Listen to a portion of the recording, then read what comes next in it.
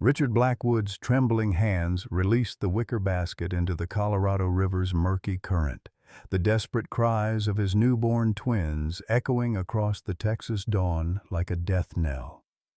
The $200 million real estate mogul stepped back from the muddy bank, his Italian leather shoes slipping on wet stones as he watched his darkest secret disappear into the rushing water. Thunder wasn't supposed to be there. The massive Brahman bull, 2,000 pounds of muscle and sinew, crashed through the mesquite trees with earth-shaking force, his black and rust-colored hide gleaming with morning dew. Sarah Collins dropped her coffee mug on the ranch porch 50 yards away, porcelain shattering like her quiet morning routine. Michael Collins bolted upright from feeding the chickens, feed scattering everywhere as Thunder's thunderous bellows split the air. The sight of those tiny fists reaching desperately above the waterline triggered something primal in the war-scarred bull's massive chest, a memory of his fallen handler, of promises made in Afghan dust. "Sweet Jesus," Michael whispered, running toward the riverbank. That bull just dove in after something. What had Thunder seen that a desperate father was willing to kill for? And how far would a 2,000-pound guardian angel go to protect two innocent lives? Leave a like and share your thoughts in the comments along with the city you're watching from now. Let's continue with the story. The Collins Ranch stretched across 500 acres of Texas hardpan, where the American dream came with calloused hands and a mortgage that never seemed to shrink. Michael Collins stood on his front porch at dawn, watching the sun paint the mesquite trees gold, unaware that this Tuesday morning would shatter everything he thought he knew about right and wrong. At 45, Michael carried the weight of 3 generations on his shoulders. His grandfather had homesteaded this land in 1952. His father had expanded it, and now Michael was slowly losing it to the bank, one missed payment at a time. $50,000 in debt wasn't insurmountable, but when drought killed your cattle and hail destroyed your crops, even small debts became mountains. "Coffee's getting cold," Sarah called from the kitchen, her voice carrying the gentle weariness of a woman who'd learned to find joy in small moments. At 38, she possessed the kind of beauty that came from inner strength, laugh lines earned through tears, gentle hands that had delivered hundreds of babies as a pediatric nurse before the hospital cuts forced her home to the ranch. The empty nursery upstairs told the story Sarah couldn't bear to speak aloud. 8 years of trying, 4 miscarriages, and countless nights when she'd wake up reaching for children who existed only in dreams. The baby clothes still hung in the closet, tags attached, waiting for a miracle that medical science said would never come. Thunder grazed in the south pasture, a living monument to loyalty and loss. The massive Brahman bull had arrived 3 years ago, traumatized and half-starved, after Michael's brother James died in Afghanistan. The military had wanted to put Thunder down, claimed he was too aggressive after the IED explosion that killed his handler. But Michael saw something else in those intelligent brown eyes, grief that mirrored his own. "Back in my day, we looked out for each other," Grandma Rose always said, and she lived those words from her small trailer at the edge of the property. At 82, Rose Henderson had delivered more babies than any doctor in 3 counties, her hands steady even when her memory occasionally wandered. She'd been Michael's mother's best friend, and when cancer took both his parents, Rose appointed herself the family's guardian angel. 20 miles east, in a glass tower that scraped the Austin sky, Richard Blackwood prepared for another day of building his empire on other people's dreams. Worth $200 million and climbing, he owned half the commercial real estate between Houston and Dallas. In 2 weeks, he'd marry Jessica Hamilton, the governor's daughter, cementing his path to political power. In 6 months, he'd run for governor himself on a platform of family values and moral leadership. But Rick Blackwood harbored a secret that could destroy everything he'd built. a secret that lived in the form of two babies, whose first cries had shattered his carefully constructed world just 36 hours ago. A secret he'd just tried to drown in the Colorado River, unaware that a 2,000-pound guardian angel was watching from the trees. The Colorado River ran muddy and fast from the previous night's rain, carrying debris from upstream ranches toward the Gulf of Mexico. Rick Blackwood stood on the bank in his $1,000 suit, sweat beading on his forehead despite the cool morning air. The wicker basket bobbed in the current, and the sound that emerged from it, twin cries of newborn desperation, made his stomach clench with something that might have been regret if he'd allowed himself to feel it. "This is the only way," he whispered to himself, the same words he'd repeated like a mantra during the sleepless drive from Austin. Jessica can never know. The voters can never know. These bastards will destroy everything, just like I destroyed Dad's family. The memory hit him like a physical blow, himself at 5 years old, watching his father pack a suitcase while his mother sobbed in the kitchen. "You ruined everything, Ricky," his father had said, not looking at the confused little boy. "Your mother should have taken care of this problem before you were born. Now look what's happened. Another woman, another kid. I can't fix this mess anymore." His father had walked out that day and never returned. His mother had swallowed a bottle of pills 6 months later, leaving Rick to navigate the foster care system alone. Every family that took him in eventually sent him back, claiming he was difficult or troubled. He'd learned early that love was conditional, that families were fragile things easily shattered by inconvenient truths.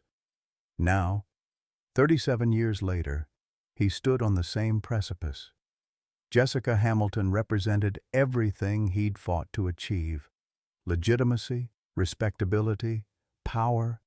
Her father's endorsement had made Rick's gubernatorial campaign viable. Their wedding in 2 weeks would be covered by every major news outlet in Texas. The political dynasty he'd dreamed of building was finally within reach. And then Melissa Carter had called 3 days ago with news that made his blood turn to ice. "Rick, I'm pregnant. Twins. We need to talk." He'd met Melissa at a charity concert 6 months earlier, drawn to her quiet beauty and the way her fingers danced across piano keys like poetry in motion. She was everything Jessica wasn't: genuine, unpolished, content with simple pleasures. For a few stolen months, Rick had allowed himself to remember what it felt like to be loved without conditions, to be wanted for something other than his bank account or political connections. But when Melissa told him about the pregnancy, all he could hear was his father's voice. "You ruined everything, Ricky." The basket was moving faster now, caught in the river's main current. Rick watched it disappear around a bend, and for a moment he felt something like relief. The problem was solved.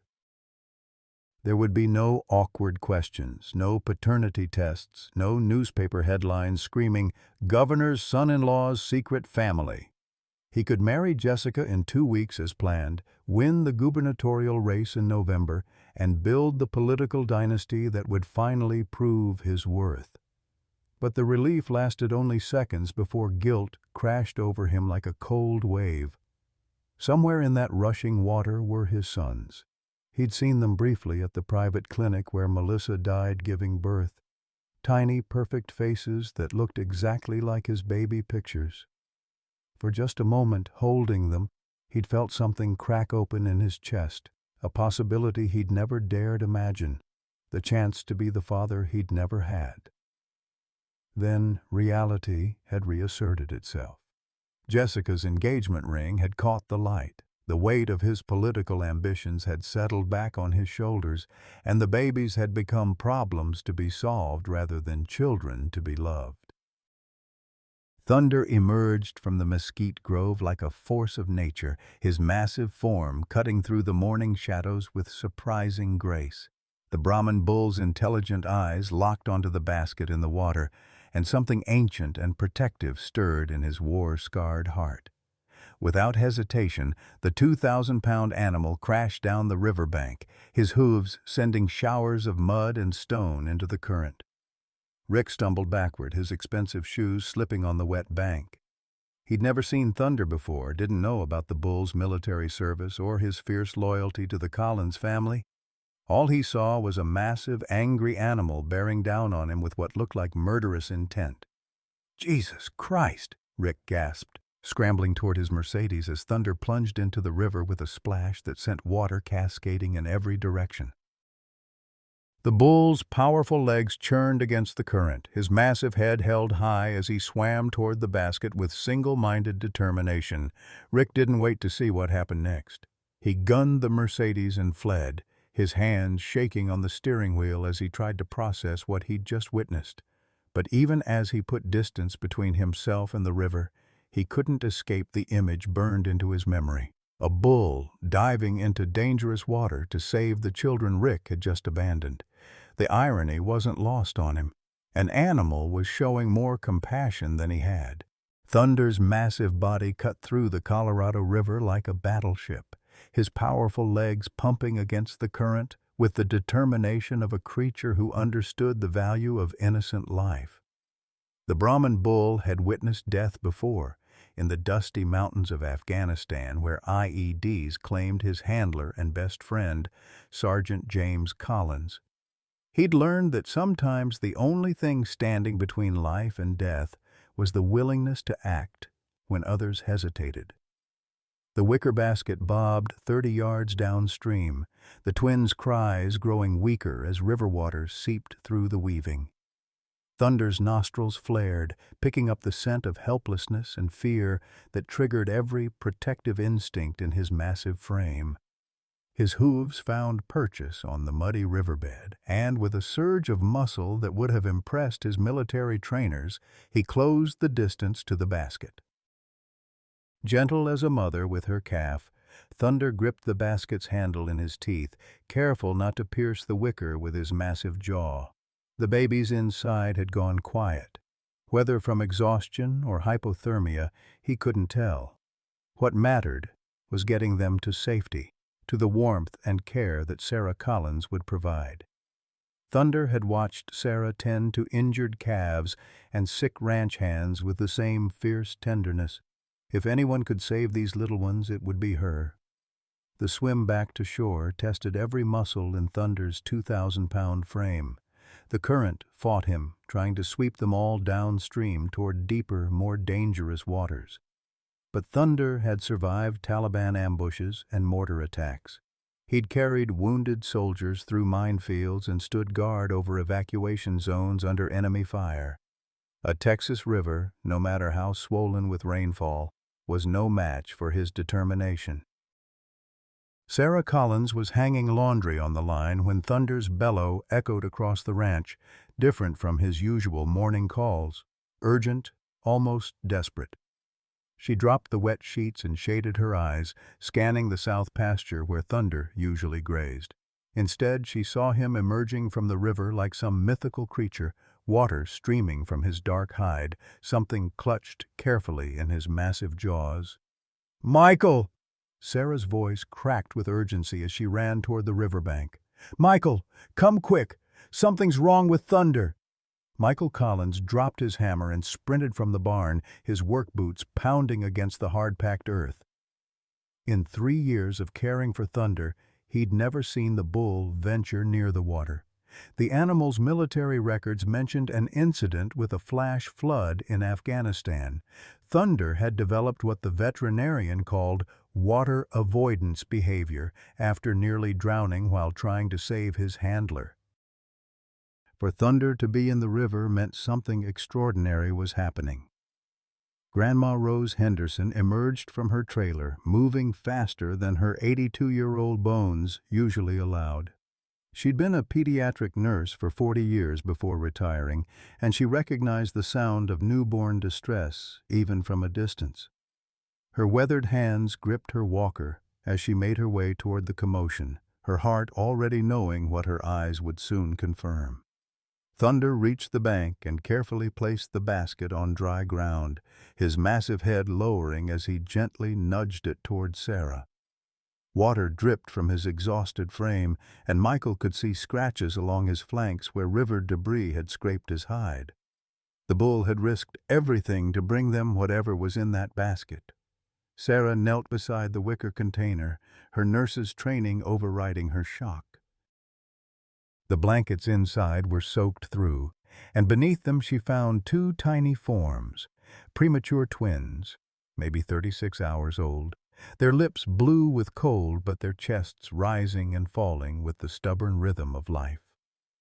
"Dear God in heaven," she whispered, her hands already working to clear their airways and assess their condition. "Michael, get towels from the house, warm ones from the dryer, and call Dr. Martinez. Tell him it's an emergency, but keep it quiet." Michael hesitated for just a moment, understanding the implications. Taking in abandoned babies without notifying authorities was illegal. But looking at Sarah's face, the desperate hope blazing in her eyes as she held the twins against her chest, he knew there was no choice to be made. "Rose, can you help Sarah get them warm while I make the call?" Michael asked, already pulling out his cell phone. Grandma Rose knelt beside Sarah with surprising grace, her experienced hands taking one of the babies while Sarah kept the other. "This one's breathing steady," she murmured, her voice carrying decades of medical authority. "Cold but responsive. They're fighters, these two." Thunder stood guard over the scene, his massive form creating a windbreak while the humans worked to save the children he'd rescued. His intelligent eyes watched every movement, as if understanding that his job wasn't finished, that these tiny humans would need protection beyond what the river could threaten. Dr. Martinez arrived within an hour, asking no questions about how two newborns had appeared at the Collins Ranch. He examined both babies thoroughly, pronouncing them remarkably healthy despite their ordeal. Whoever these boys' mother was, she took good care of herself during pregnancy, he said quietly. And whoever found them got them medical attention just in time. As the afternoon sun climbed higher, warming the Texas air, Sarah sat in her rocking chair on the front porch, a twin in each arm, finally allowing herself to breathe. Michael stood beside her, his hand resting protectively on her shoulder, while Thunder grazed nearby, close enough to intervene if danger threatened his charges. But danger was already mobilizing 20 miles away in Austin, where Rick Blackwood sat in his office, staring at news reports about a miraculous rescue on a small ranch outside the city. The story was still developing, but early reports mentioned twins found by a heroic bull, and Rick's blood turned to ice as he realized his carefully planned solution had become a very public problem. The babies he'd tried to erase were now the center of a media story that could destroy everything he'd worked to build. The Collins Ranch had become the center of a media storm by Thursday morning, with news vans lined up along the county road like metal vultures waiting for their chance at the story. "Miracle Bull Saves Abandoned Twins" dominated every local news broadcast, and the national networks were starting to take notice. Sarah Collins watched from behind her kitchen curtains as reporters set up cameras, their hungry eyes searching for any glimpse of the babies who'd captured America's heart. "We can't keep hiding them forever," Michael said quietly, bouncing one of the twins, they'd started calling them Matthew and Mark, against his shoulder. In just 3 days, he'd fallen completely under their spell, marveling at their tiny fingers and the way they seemed to respond to his voice. "People are asking questions we can't answer." Sheriff Tom Bradley's patrol car pulled into the driveway, sending Sarah's heart racing. At 55, Bradley carried himself with the weary authority of a man who'd seen too much and compromised too often. His gambling problem had made him vulnerable to Rick Blackwood's influence, but he'd drawn lines he wouldn't cross. Child endangerment was one of them. "Morning, folks," Bradley said, removing his hat as he stepped onto the porch. Thunder immediately positioned himself between the sheriff and the house, his massive bulk radiating protective menace. "Easy there, big fella. I'm not here to cause trouble." Grandma Rose emerged from the kitchen, drying her hands on a dish towel.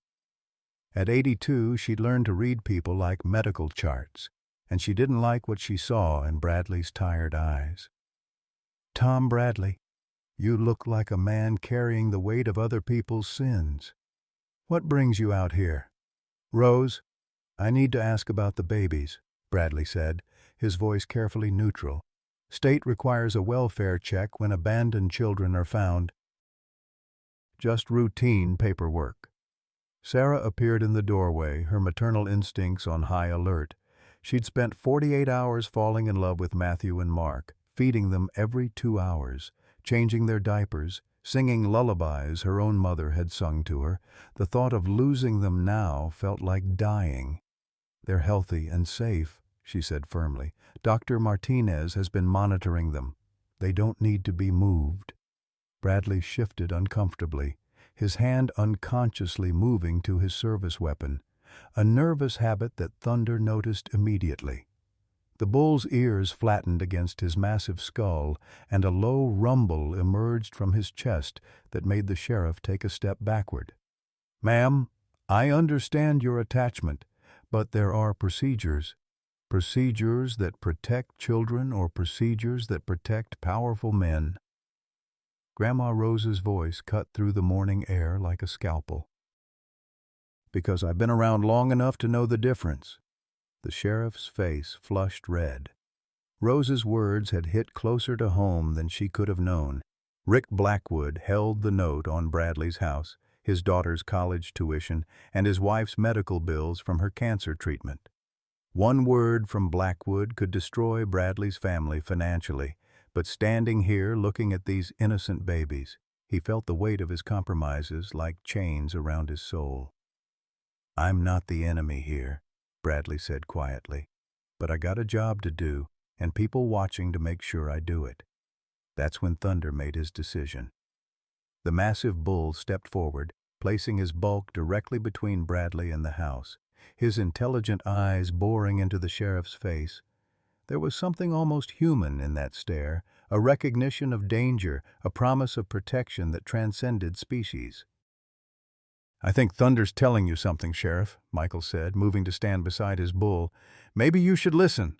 Meanwhile, in Austin, Rick Blackwood paced his corner office like a caged animal, his political future hanging by threads that seemed to snap with each passing hour. His assistant had compiled a folder of news coverage about the miracle twins, and every story made his situation worse.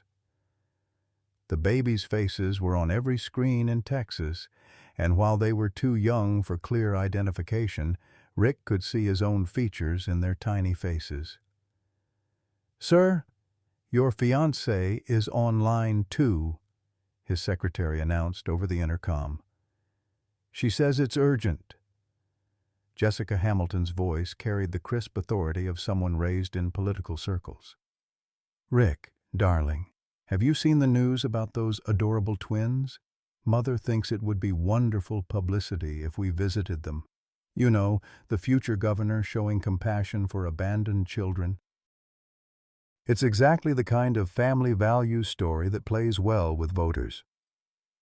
Rick's hand tightened on the phone receiver until his knuckles went white. The irony was suffocating. His fiancée wanted him to do a photo op with his own abandoned sons, the children he'd tried to kill 3 days earlier. "I don't think that's a good idea, Jess. We don't want to exploit a tragedy for political gain." "Exploit? Darling, this is about showing leadership and compassion. Father says it could lock up the Christian conservative vote. We're doing the photo shoot tomorrow morning." After Jessica hung up, Rick slumped in his leather chair, staring out at the Austin skyline. Everything he'd worked for was crumbling, and the worst part was that he'd done it to himself. The memory of those tiny faces haunted him, the way Matthew had gripped his finger at the clinic, the perfect miniature features that mirrored his own baby pictures. But it was too late for regret. The machine was already in motion, and stopping it would destroy not just his career, but Jessica's family as well.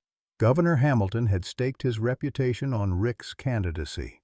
Too many powerful people had invested too much money in Rick's political future to let it collapse over two inconvenient babies. Rick reached for his phone and dialed a number he'd hoped never to use.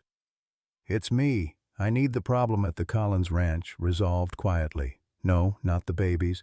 They're too public now. But there might be evidence, witnesses. Make sure they don't become a problem." Back at the ranch, Thunder's protective vigil had attracted more than just media attention. Dr. Elena Martinez, the veterinarian who'd treated Thunder's war injuries, arrived to check on the bull's condition after his river rescue. What she found surprised her. "His stress indicators are actually lower than normal," she told Michael as they watched Thunder graze near the house. "Most animals would be agitated by all this commotion, but Thunder seems purposeful, like he's found his mission." Sarah overheard from the porch where she was feeding Mark his afternoon bottle. "He hasn't left the yard since he brought them home. Won't even go to his favorite spot by the creek." "Animals form attachments," Dr. Martinez explained. "But this is different. Thunder's exhibiting protective behavior patterns I've only seen in military working dogs. It's like he's appointed himself their guardian." As if to prove her point, a news helicopter circled overhead, and Thunder immediately moved to position himself between the aircraft and the house, his massive frame creating a living shield. His war training had taught him to recognize potential threats from all directions. The afternoon brought unexpected visitors. Elizabeth Blackwood's black BMW pulled up the drive, and Rick's sister stepped out wearing designer jeans and a determined expression. At 35, Liz had built a reputation as one of Texas's most formidable civil rights attorneys, taking on cases that pit her against the very establishment her family had helped create. "Mrs. Collins, I'm Elizabeth Blackwood. I wonder if we could talk." Sarah's protective instincts flared immediately. The Blackwood name was synonymous with power and privilege in Texas, and powerful people rarely showed up at struggling ranches without an agenda. "If you're here about the babies, they're not for sale," Sarah said firmly. Liz smiled sadly. "I'm not here to take them away. I'm here because I think I know who they belong to, and that person is in more danger than you realize." Thunder approached cautiously, his massive head lowered as he studied this new arrival. Something about her scent was familiar, similar to someone else he'd encountered recently, someone who'd triggered his protective instincts in a very different way. "My brother Richard is running for governor," Liz continued, her voice heavy with implications. "He's engaged to Jessica Hamilton, the current governor's daughter, but 3 days ago, a young woman named Melissa Carter died in what was officially ruled a car accident." Grandma Rose appeared in the doorway, her experienced eyes reading the undercurrents of this conversation. "Melissa Carter. I knew that girl. Sweet thing. Played piano at the Methodist church sometimes. She was pregnant last time I saw her." "With twins," Liz confirmed quietly. "And I have reason to believe my brother was the father." The weight of that revelation settled over the group like a storm cloud. Sarah instinctively pulled both babies closer, understanding now why Thunder had been so protective, why the sheriff had seemed nervous, why media attention felt more like a target than a blessing. "Your brother tried to kill his own children," Michael said, his voice hard as granite. "I can't prove that yet," Liz admitted, "but I'm going to. And in the meantime, you need to know that Rick has resources most people can't imagine. Money, influence, connections in law enforcement and politics. If he decides these babies are a threat to his future—" She didn't need to finish the sentence. Thunder's low rumble suggested he understood the implications perfectly. The bull moved closer to the house, his massive presence both comforting and ominous. "So, what do we do?" Sarah asked, her nurse's training helping her stay calm despite the fear gnawing at her heart. "We document everything," Liz said. "We find proof of what really happened to Melissa, and we make sure these babies are protected by more than just legal paperwork." As the sun set over the Texas hills, casting long shadows across the Collins Ranch, Thunder took up his position on the front porch. 2,000 pounds of muscle and determination stood between two innocent babies and a man who'd already proven he was willing to kill to protect his secrets. The war-scarred bull understood that the real battle was just beginning. The storm hit at 3 in the morning on Friday, turning the Texas sky into a canvas of lightning and thunder that seemed to mirror the violence brewing in human hearts. Sarah Collins jolted awake to the sound of Matthew crying, his tiny voice barely audible above the wind that howled around the ranch house like a living thing. As she reached for the baby, another sound cut through the storm, Thunder's warning bellow, deeper and more urgent than she'd ever heard. Michael was already moving, his rancher's instincts honed by decades of protecting livestock from both weather and predators. He grabbed the shotgun from beside their bed and peered through the curtains, trying to see past the sheets of rain that turned the yard into a gray void. Lightning flashed, illuminating 3 dark shapes moving with military precision toward the house, and Michael's blood turned to ice. "Sarah, get the babies to the storm cellar," he whispered, his voice tight with controlled fear. "Take Rose and go now." But Sarah had already seen what Michael saw: the tactical vests, the assault rifles, the deliberate way the men moved through the storm, as if weather was just another obstacle to overcome. These weren't local law enforcement officers making a welfare check. These were Rick Blackwood's private contractors, the kind of men who solved problems that couldn't be handled through legal channels. Thunder emerged from the barn like a force of nature, his massive frame cutting through the rain with purposeful fury. The bull had survived Taliban ambushes and IED explosions, and his military training had taught him to recognize the difference between civilians and combatants. These men moved like soldiers, but they carried the predatory stillness of hunters, and Thunder's every instinct screamed danger. The lead contractor raised his rifle, aiming for Thunder's massive head, but the bull was already moving with surprising agility for a 2,000-pound animal. Thunder's charge sent the gunman flying, his weapon spinning into the mud as 1,200 pounds of protective rage trampled everything in its path. "Contact! Contact!" The second contractor's voice crackled through his radio as he scrambled for cover behind Michael's pickup truck. "The bull is hostile! Repeat, the bull is hostile!" Michael kicked open the front door and fired a warning shot into the air, the shotgun's boom echoing across the ranch like a declaration of war. "You're trespassing on private property. State your business or get the hell off my land." The third contractor, positioned near the barn, spoke into his radio with professional calm. "Target acquired. 2 adults, elderly female, 2 infants. Bull is providing interference, but manageable." That's when Grandma Rose Henderson proved that 82 years of life had taught her a thing or two about survival. Moving with surprising speed, she slipped out the back door and made her way to the generator shed, where Michael kept emergency flares for signaling aircraft during cattle roundups. Within minutes, the entire ranch was illuminated by red emergency light, visible for miles in every direction.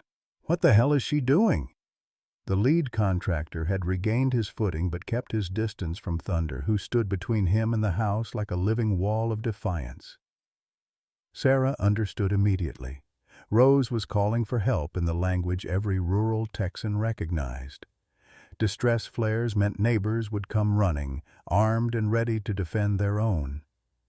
In ranch country, an attack on one family was an attack on the entire community. The first pickup truck arrived within 10 minutes, its headlights cutting through the storm as Buck Morrison and his 2 sons poured out with hunting rifles and righteous anger. Buck had fought in Vietnam and recognized the sound of automatic weapons when the contractors tried to reposition. More trucks followed. The Hendersons, the Rodriguezes, the Washingtons, families who'd lived and worked this land for generations. "Stand down! Stand down!" the lead contractor shouted into his radio as the situation spiraled beyond his control. What was supposed to be a quiet extraction had become a potential massacre, with armed civilians surrounding his position and a psychotic bull hunting his team through the storm. Thunder had found his element in the chaos, using the storm and terrain to his advantage, just as he'd been trained in Afghanistan. The bull appeared and disappeared like a ghost, striking when the contractors least expected it, then melting back into the darkness before they could retaliate. His massive hoofprints in the mud told the story of a predator circling his prey.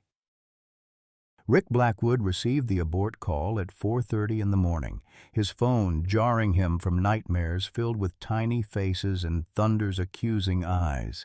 His contractor's voice was tight with frustration and barely controlled panic. "Sir, we have a problem. Local militia has surrounded the target location. Media attention is escalating. We count at least 20 armed civilians, plus the bull is acting as a force multiplier. Request immediate extraction." Rick closed his eyes, feeling his carefully constructed world crumbling around him. The photo opportunity with Jessica was scheduled for 9 a.m., less than 5 hours away. Cameras from every major network would be at the Collins Ranch, and now there was evidence of an attempted assault by men who could be traced back to his security contractor. "Abort mission," Rick said, his voice hollow with defeat. "Extract your team and disappear. Make sure nothing leads back to my organization." But it was too late for clean extractions.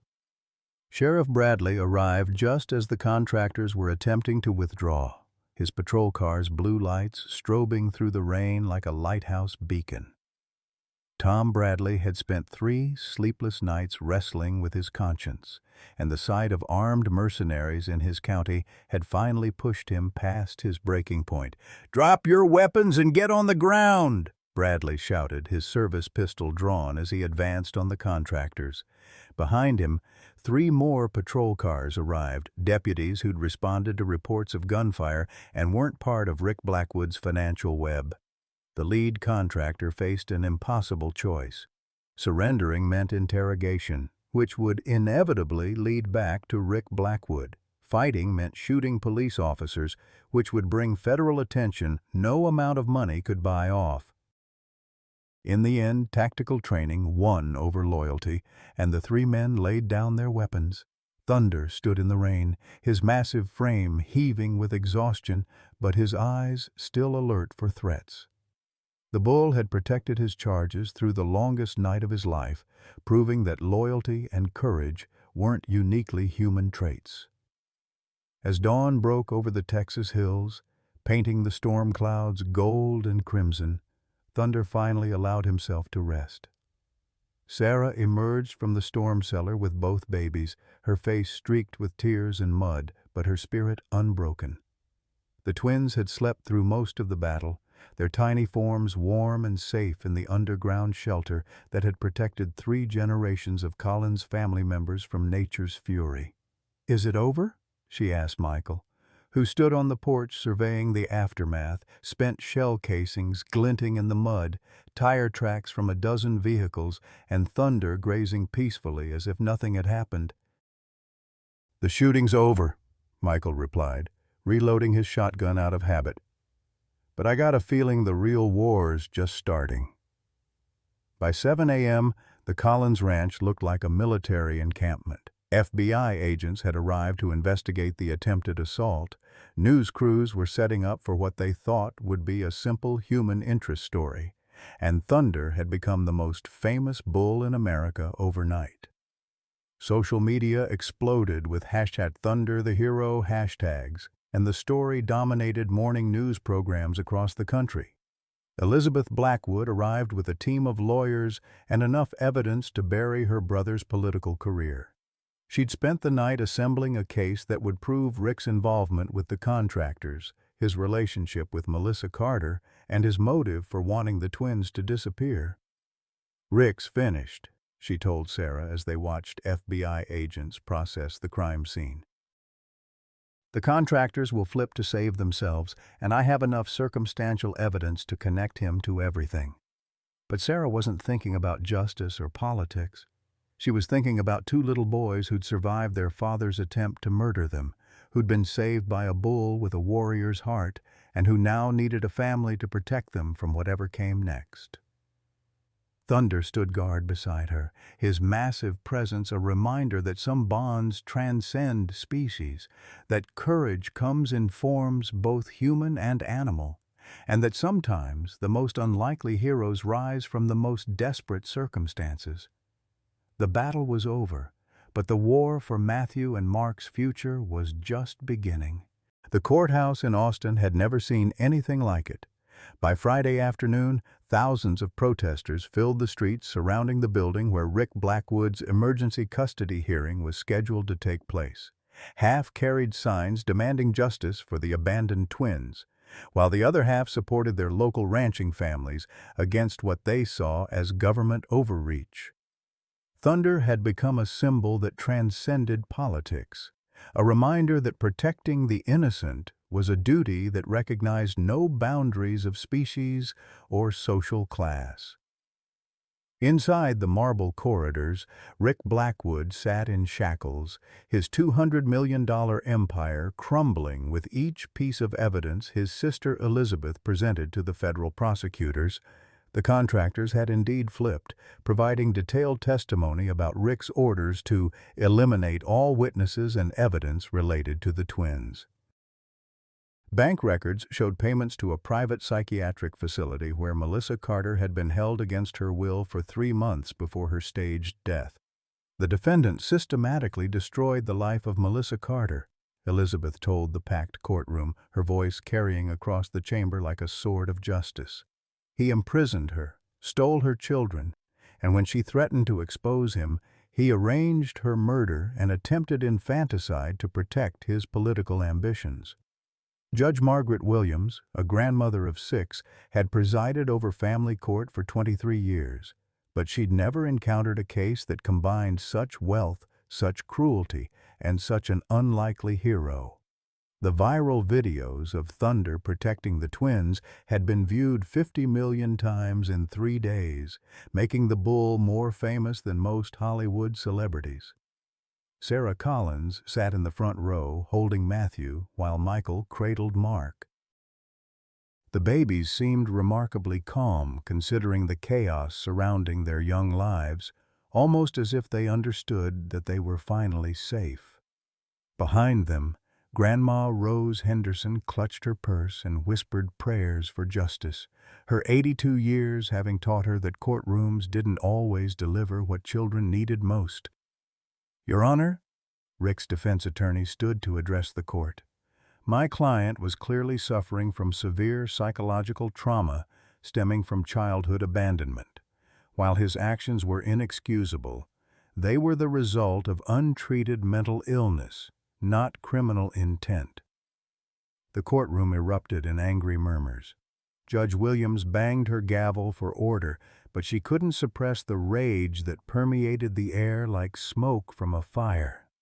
Outside, Thunder waited in a specially constructed trailer, his massive presence drawing crowds of supporters who'd driven from across Texas to show solidarity with the bull who'd saved 2 innocent lives.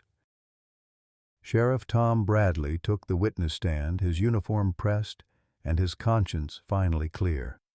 "I received approximately $50,000 over 2 years from Richard Blackwood," he testified, his voice steady despite the shame burning in his chest. "In exchange, I was expected to ignore certain irregularities in his business dealings and provide advance warning of any investigations." The admission destroyed Bradley's career, but liberated his soul. His wife had encouraged him to tell the truth, even knowing it would cost them their home and his pension. Some prices were too high to pay for silence, especially when children's lives hung in the balance. Dr. Elena Martinez testified about Thunder's remarkable behavior, explaining how the bull's military training and traumatic bonding with his deceased handler had created an almost supernatural protective instinct. "Animals don't lie," she told the court. Thunder recognized evil when he saw it, and he acted to protect innocent life without regard for his own safety. But it was Melissa Carter's mother, Dorothy, whose testimony broke the last of Rick's defenses. The 60-year-old woman had flown in from Oregon when she learned the truth about her daughter's death, and her words carried the weight of maternal grief transformed into righteous fury. "My Melissa called me 3 days before she died," Dorothy said, tears streaming down her weathered face. She was terrified, hiding in some kind of medical facility. She said Rick had taken her babies and that she was going to die if she didn't escape. I thought she was having postpartum depression. I told her to calm down and follow the doctor's orders.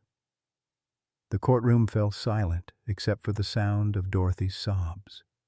Sarah Collins felt her own tears flowing, imagining the terror Melissa must have experienced, trapped and helpless, while her children were stolen from her arms. Judge Williams called a recess, but everyone knew the verdict was already decided. Rick Blackwood would spend the rest of his life in prison, his political dreams replaced by concrete walls, and the knowledge that his own greed had destroyed everything he'd claimed to love.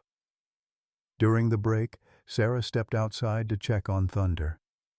The massive bull stood quietly in his trailer, but his intelligent eyes seemed to understand that justice was finally being served. A little girl had slipped past security and was feeding Thunder apple slices through the trailer slats, her innocent trust in the famous hero bull representing everything pure that Rick Blackwood had tried to destroy. "Thank you," Sarah whispered to Thunder, pressing her palm against his massive forehead. "Thank you for bringing them home to us." Thunder's gentle rumble seemed to say that some battles were worth fighting, no matter the cost. The verdict came down like a thunderclap on Friday evening, sending shockwaves through the Texas political establishment and beyond. Rick Blackwood was sentenced to life in prison without possibility of parole for attempted murder, conspiracy, and a dozen other charges that would ensure he never again saw freedom. But for Sarah Collins, sitting in that courtroom with Matthew sleeping against her shoulder, the legal victory felt hollow against the magnitude of what they'd all lost. "Justice has been served," Judge Williams announced, her gavel echoing through the packed chamber. "But no court can restore a mother to her children or undo the trauma inflicted upon innocent lives." The words hit Sarah like physical blows. In all the chaos of the past week, the rescue, the media attention, the legal battles, she'd allowed herself to forget the fundamental truth that would soon tear her world apart. Matthew and Mark weren't hers to keep.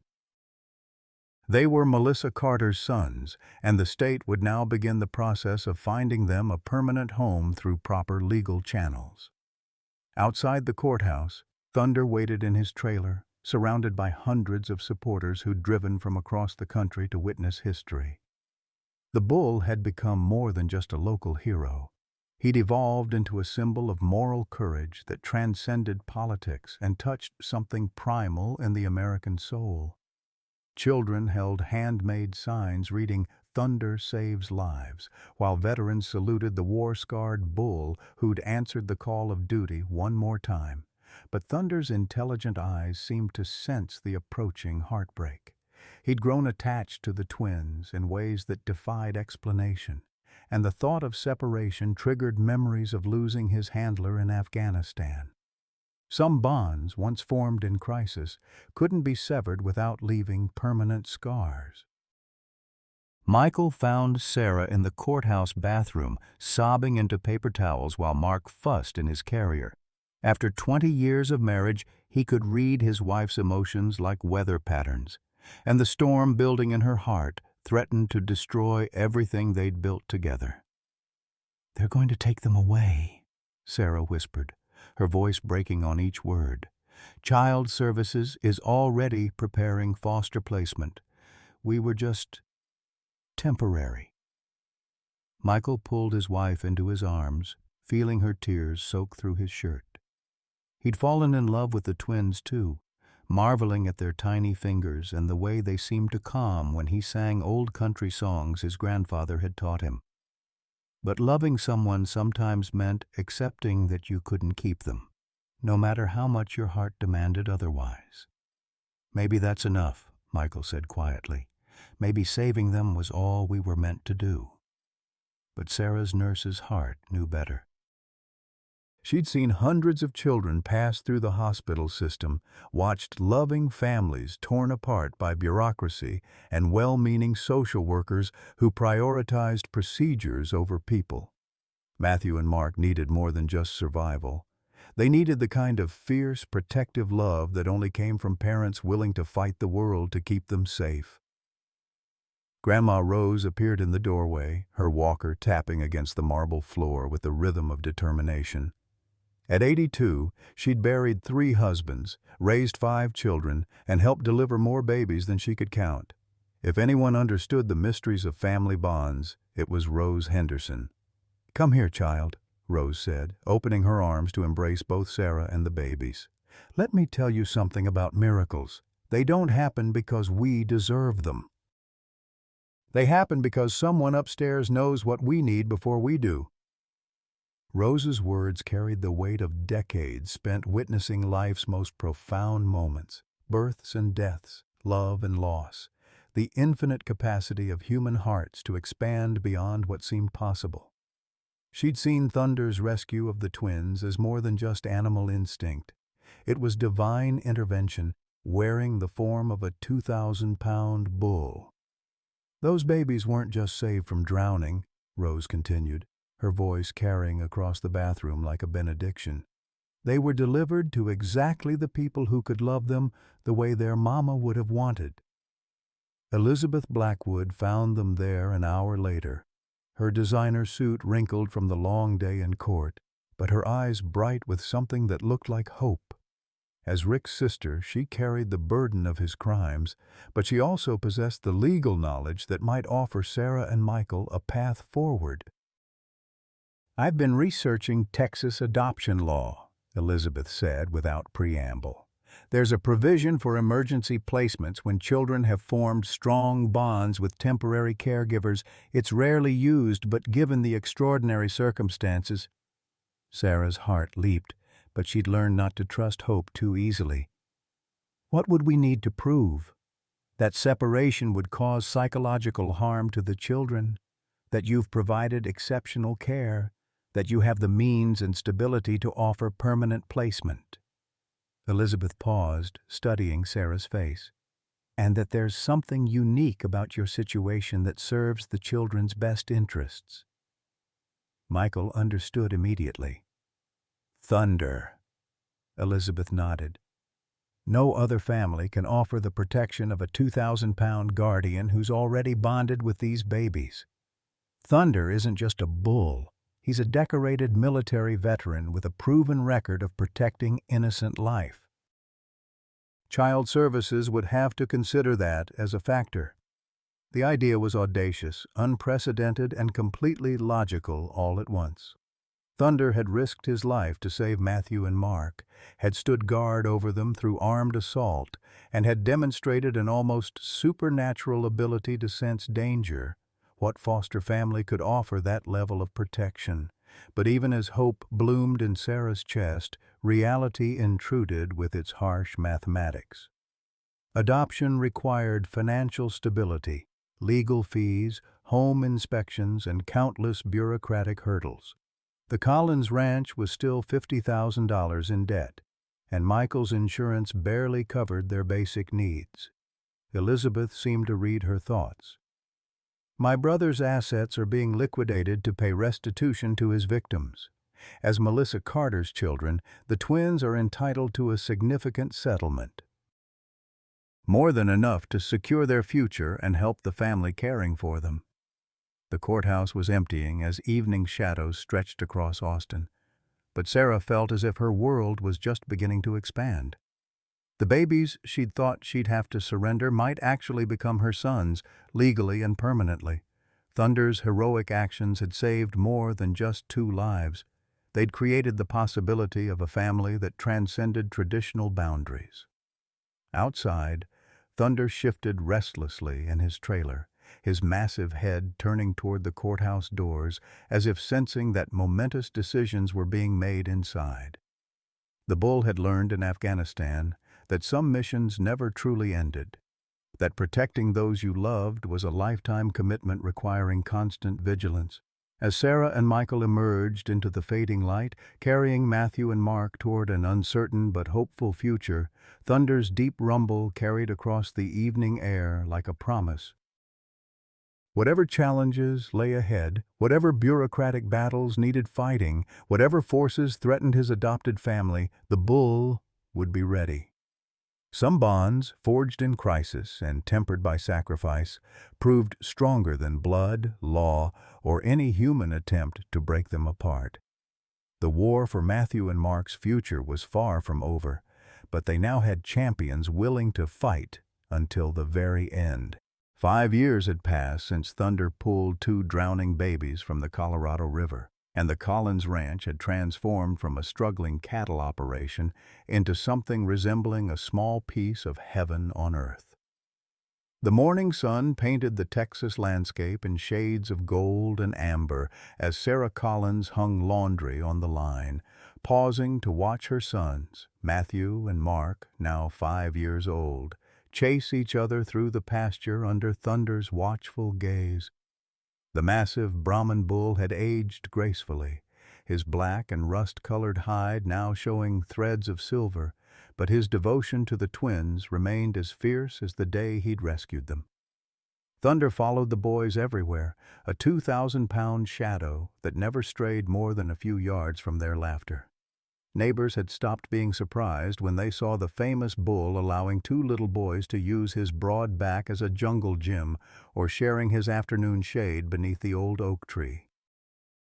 "Dad, watch this!" Matthew called out, his voice carrying the fearless confidence of a child who'd never known real danger. He scrambled up Thunder's massive flank like a mountain climber, settling himself between the bull's shoulder blades with practiced ease. Thunder remained perfectly still, his intelligent eyes tracking Mark as the second twin attempted his own ascent.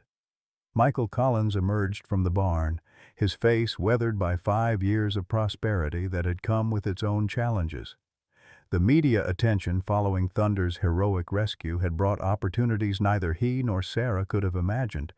Book deals, movie rights, speaking engagements, and a steady stream of visitors who wanted to meet the famous bull and hear the story of the miracle babies. "Boys, come help your old man with the morning chores," Michael called, his voice carrying the authority of a father who'd learned to balance love with discipline. The adoption had been finalized 3 years earlier, making Matthew and Mark legally his sons in every way that mattered, but Michael never forgot the debt they all owed to a young woman named Melissa Carter, who died protecting them. The financial settlement from Rick Blackwood's estate had secured the twins' futures, paying for college funds, medical insurance, and the ranch improvements that had transformed the Collins property into a model of sustainable agriculture. But more importantly, it had allowed Sarah to stay home with the boys during their formative years, something her nursing career had never permitted. "Mama, Thunder's teaching us how to be brave," Mark announced as he slid down the bull's side, his small face serious with the weight of important revelation. At 5, Mark was the more thoughtful of the twins, the one who asked deep questions about why some fathers abandoned their children while others fought to keep them safe. Sarah knelt to embrace both boys, breathing in the scent of sunshine and adventure that clung to their hair. The early years had been challenging, nightmares, developmental delays from their traumatic birth circumstances, and the constant fear that somehow their happiness could be taken away. But Thunder's presence had provided a sense of security that no human guardian could have offered. "Thunder's teaching you more than bravery," Sarah said, smoothing Mark's unruly cowlick. "He's showing you what it means to protect the people you love, no matter what." The sound of vehicles on the gravel drive announced the arrival of expected visitors. Elizabeth Blackwood's silver Mercedes led a small convoy that included Dr. Elena Martinez, Sheriff Tom Bradley, and Grandma Rose Henderson, who at 87 still insisted on making the monthly pilgrimage to check on her babies. Elizabeth had become an unexpected fixture in their lives, her guilt over Rick's crimes transforming into fierce advocacy for the boys who shared her nephew's blood. She'd established a foundation in Melissa Carter's name, funding programs that supported single mothers and protected children from domestic violence. Her visits always brought legal updates about Rick's appeals, all of which had been denied, and news of the ongoing civil suits that continued to generate funds for the twins' trust accounts. "How are my favorite nephews?" Elizabeth asked, opening her arms as Matthew and Mark raced toward her. The relationship had taken years to develop, but the twins had eventually accepted their aunt's presence as another layer of protection in their carefully constructed world. Dr. Martinez headed straight for Thunder, her veterinary bag in hand for the bull's quarterly health check. At 11 years old, Thunder was approaching middle age for a Brahmin, but his devotion to the twins seemed to energize him in ways that defied medical explanation. His blood pressure was perfect, his muscle tone remained impressive, and his cognitive abilities continued to amaze researchers who studied the human-animal bond. "How's our hero doing today?" Dr. Martinez asked, running expert hands along Thunder's massive frame, while the bull submitted to examination with patient dignity. Over the years, Thunder had become something of a celebrity in veterinary circles, featured in journals and textbooks as an example of extraordinary intelligence and emotional attachment in bovines. Sheriff Bradley approached more cautiously, his relationship with the Collins family still complicated by his past corruption. He'd served 2 years in minimum security prison for his role in Rick's cover-up, but upon release, he'd dedicated himself to making amends. Now working as a security consultant for ranches throughout Texas, Bradley had become an unofficial guardian of the Collins property, ensuring that the family's fame didn't attract the wrong kind of attention. "Any trouble lately?" Bradley asked Michael, his eyes scanning the perimeter with professional awareness. The twins' story had inspired countless admirers, but it had also drawn its share of disturbed individuals who saw the boys as symbols of their own twisted ideologies. 3 separate stalking incidents had been thwarted over the years, reminding everyone that fame was a double-edged sword. "All quiet," Michael replied, but his hand unconsciously moved to the concealed pistol he'd taken to carrying since the last incident. The ranch employed discreet security measures that most visitors never noticed. Cameras hidden in tree lines, motion sensors along the property boundaries, and a rapid response agreement with local law enforcement that ensured help would arrive within minutes of any emergency. Grandma Rose settled into her favorite rocking chair on the front porch, her walker positioned within easy reach, but her mind as sharp as ever. The twins gravitated toward her like iron filings to a magnet, climbing into her lap to hear the stories she'd been telling for 5 years, tales of their brave Mama Melissa, their heroic rescue by Thunder, and the community of people who'd fought to keep them safe. "Tell us about the river again," Matthew requested, his eyes wide with the fascination that 5-year-olds reserved for stories of adventure and danger. "Well now," Rose began, her voice taking on the cadence of a master storyteller. "It was the darkest morning anyone could remember, and the river was running angry from all that rain." Thunder positioned himself near the porch, his massive head resting on the railing so he could observe both the storytelling and the surrounding pasture. The bull's hearing had grown more acute with age, and he'd learned to distinguish between the normal sounds of ranch life and potential threats to his charges. As the afternoon progressed, the visitors shared updates on their interconnected lives. Elizabeth spoke about her foundation's latest victories, a law requiring better tracking of missing children, expanded funding for domestic violence shelters, and partnerships with animal therapy programs inspired by Thunder's example. Dr. Martinez discussed her research into the cognitive abilities of rescue animals, citing thunder as evidence that heroism wasn't limited to human beings. Sheriff Bradley provided security updates and intelligence about Rick Blackwood's continued attempts to appeal his conviction from prison.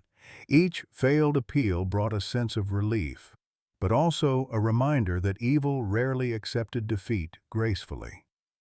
Rick's supporters, a small but vocal group who believed his wealth and political connections had been unfairly targeted, occasionally made noise about injustice and government overreach, but their influence had waned as the twins grew into happy, healthy children who clearly thrived in their adoptive home. As evening approached and the visitors prepared to leave, Thunder moved closer to the boys, who were growing tired from their day of excitement. The bull's protective instincts had evolved over the years, shifting from active vigilance to a more subtle form of guardianship that seemed to anticipate threats before they materialized. "You know," Elizabeth said as she hugged Sarah goodbye, "I used to think my family was cursed." Rick's crimes, our father's abandonment, all the darkness that seemed to follow our name, but watching these boys grow up, seeing how love can transform tragedy into hope. Maybe some good can come from even the worst circumstances. Sarah squeezed her sister-in-law's hand, understanding the weight of guilt that Elizabeth would always carry. "Love doesn't erase the past," Sarah said quietly, "but it can change the future. Matthew and Mark will grow up knowing they're wanted, protected, and cherished. That's Melissa's real legacy." As the sun set over the Texas hills, painting the sky in shades of purple and gold, the Collins family gathered on their front porch for the evening ritual that had become sacred over 5 years. Sarah read stories while Michael played guitar. The twins cuddled between their parents as Thunder maintained his vigilant watch from the yard. The nightmare that had begun with a desperate father's attempt to destroy his own children had transformed into a testament to the power of love, courage, and community. Thunder's heroic rescue had saved more than 2 lives. It had created a family that proved blood alone didn't determine belonging. In the gathering darkness, Thunder's gentle rumble seemed to carry a promise across the peaceful ranch. Some bonds, forged in crisis and strengthened by devotion, would endure forever. Emotional message for American seniors, 55 to 68. Dear friends, as we reach the season of our lives where grandchildren become our greatest treasures and family legacy matters most, Thunder's story reminds us of a profound truth. Real family isn't always born. Sometimes it's chosen, rescued, and fought for with every ounce of love we possess. Like Sarah and Michael, many of us have faced the heartbreak of empty rooms that should have been filled with children's laughter, or watched our grown children struggle with their own battles. But Thunder's courage shows us that it's never too late for miracles, that second chances come in unexpected forms, and that the love we give to those who need us most creates the deepest happiness we'll ever know. Whether you're caring for grandchildren, mentoring young neighbors, or opening your heart to those society has forgotten, remember that your capacity to love and protect makes you a hero in someone's story. The greatest joy in our golden years isn't what we've accumulated, but who we've lifted up along the way. Engagement questions. Have you ever experienced an unexpected thunder moment where love appeared just when it was needed most?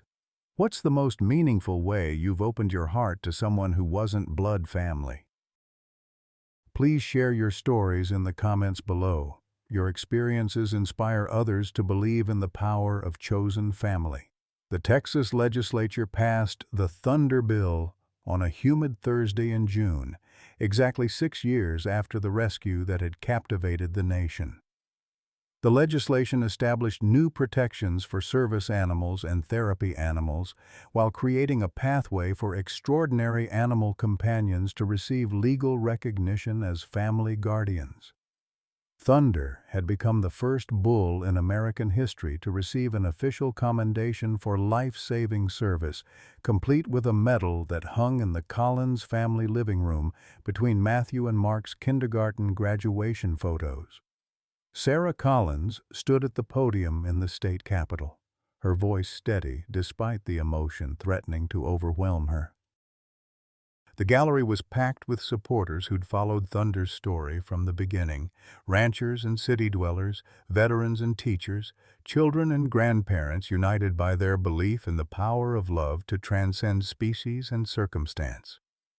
6 years ago, my husband and I were a childless couple struggling to save our ranch, Sarah began, her words carrying across the chamber with quiet authority.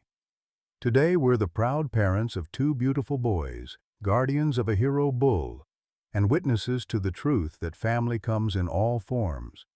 Thunder didn't just save Matthew and Mark that morning.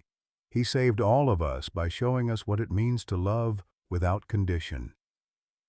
In the visitors' gallery, Matthew and Mark sat between Michael and Grandma Rose, their 6-year-old faces serious with the weight of witnessing history.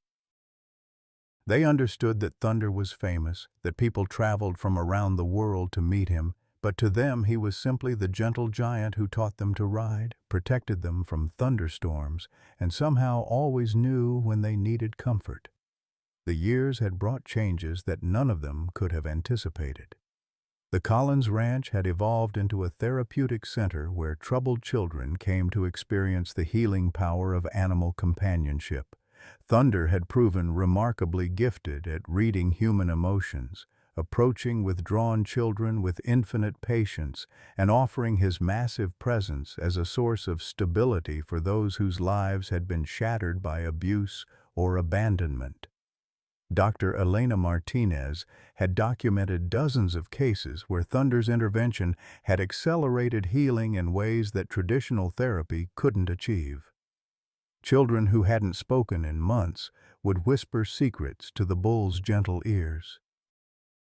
Teenagers hardened by foster care would break down crying while brushing his massive flanks, finally allowing themselves to trust again.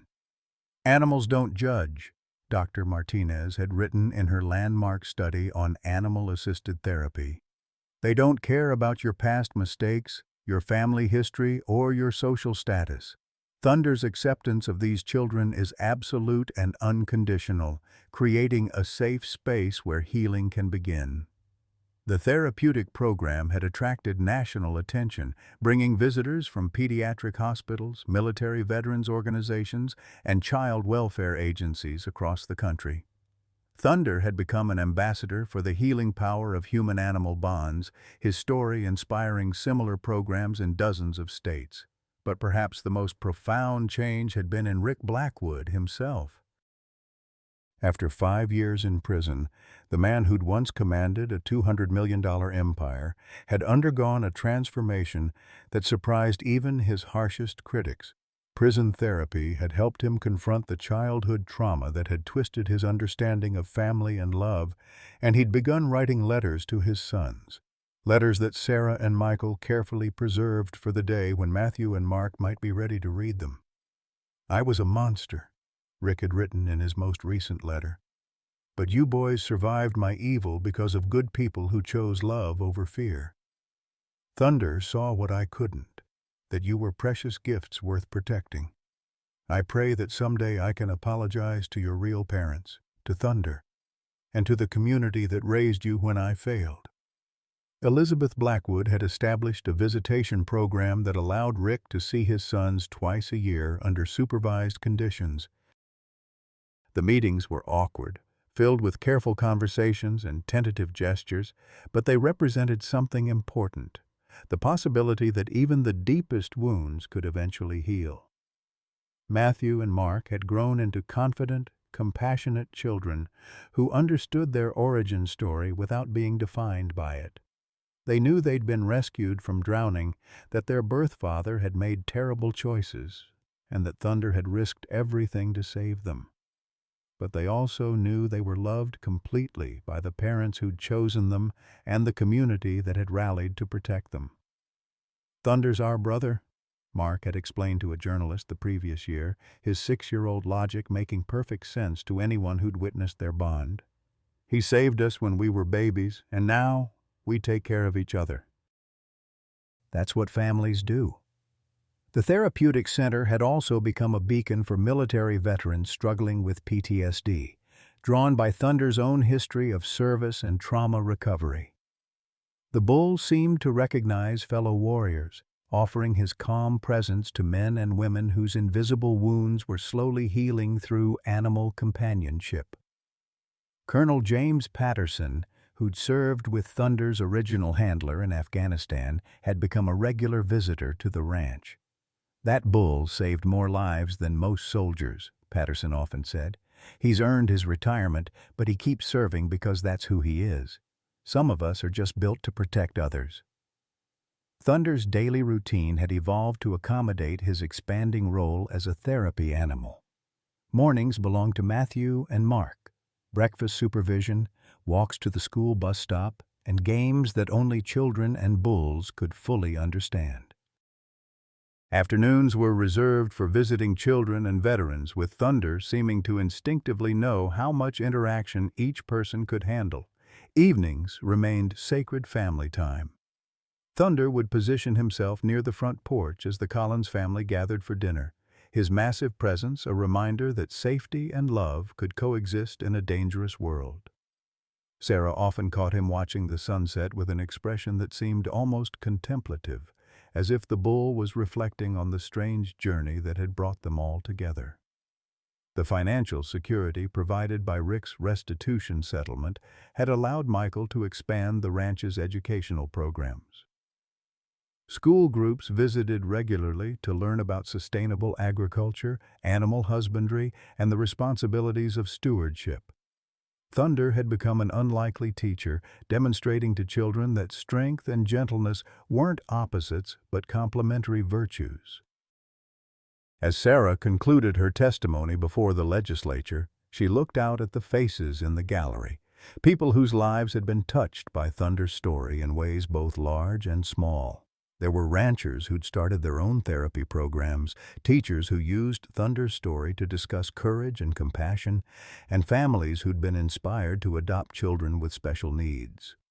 "Laws can protect animals and punish those who abuse them," Sarah said, her voice growing stronger with each word.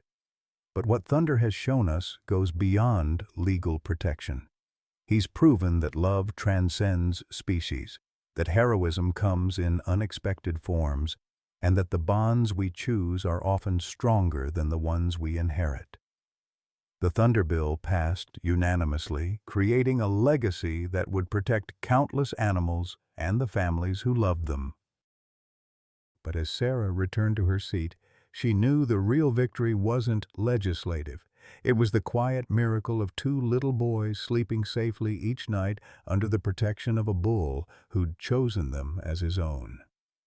Outside the Capitol building, Thunder waited in his custom trailer, surrounded by admirers who wanted to meet the famous hero. But his eyes remained fixed on the building's entrance, watching for his family to emerge, ready for the journey home to the ranch, where love had transformed tragedy into triumph. Some stories end with justice served or villains defeated. Thunder's story ended with something more precious: the daily renewal of love between beings who'd chosen each other across species lines, creating a family that proved the heart's capacity for expansion was infinite. In the fading light of another Texas sunset, Thunder's gentle rumble carried across the Capitol grounds like a benediction, reminding everyone who heard it that the greatest victories weren't won in courtrooms or legislatures, but in the quiet moments when love conquered fear, and families chose each other again and again, one day at a time,